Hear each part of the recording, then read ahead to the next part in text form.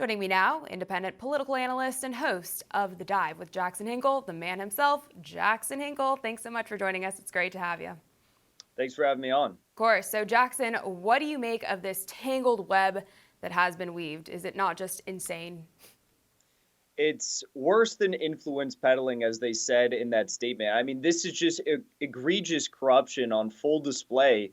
And it seems as though we're having Ukraine 2.0 all over again with this China business. I mean, if you remember, the Biden family actually got a lot of money from Ukraine, Hunter Biden in particular. And then it just so happened that Joe Biden helped these high-ranking officials in Ukraine launch a coup against the Ukrainian government and take their country to war against Russia, using them as a pawn in this game of geopolitical chess.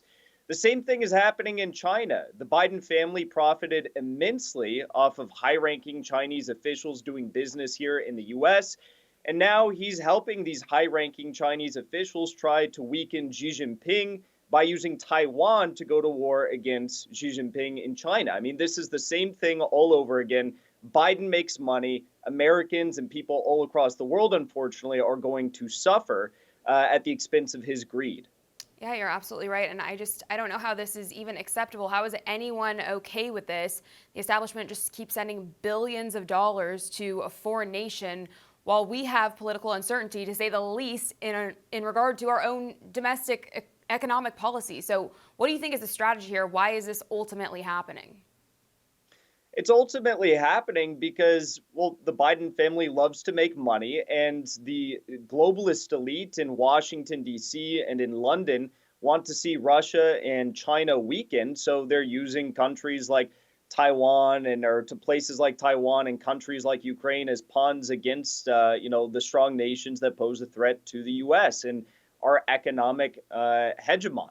So the Biden family is going to continue to do this wherever they see fit, wherever they see adversarial nations popping up. Of course, we're seeing the Biden administration also use the EU and try to pit them against Hungary, which is one of the last strong conservative traditional nations in all of Europe. So I'm not surprised to see this. It's extremely unfortunate. But until we get Biden and the Democratic Party and all the neocons out of D.C. and get people like Donald Trump back in office, I think we're only going to see this continue.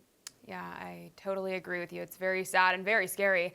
And of course, we can't forget about Zelensky, who sold out his own country and knows the Bidens very well. And the phone call that was used to impeach Trump was with Zelensky. He's clearly in cahoots with the establishment. And then Seymour Hersh even reported that Ukrainian government officials are embezzling money and using some of the so-called aid to buy luxury cars.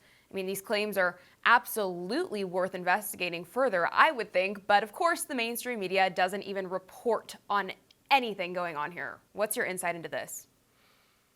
If it wasn't so dangerous, it would be laughable. I mean, we have Joe Biden, who's in office right now, who blew up the Nord Stream pipeline, who's encouraging the United Kingdom to send depleted uranium shells to Ukrainian Nazis. And no one is being investigated for any of these crimes. No one is being impeached for any of these crimes. But then somehow they managed to have enough evidence to launch criminal proceedings on George Santos for alleged criminal behavior. I mean, how is it that Joe Biden can commit extremely dangerous criminal acts for 40 plus years of his career?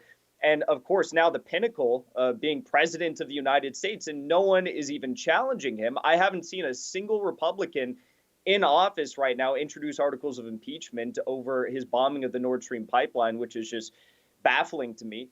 But they're going to try and get rid of George Santos because of some minor alleged crime that he committed. It's all politics. It's all theater, and it's completely gross. And this is not what the American people need right now. For all our viewers asking where One America News is heading in the future, we would like to introduce you to OAN Live.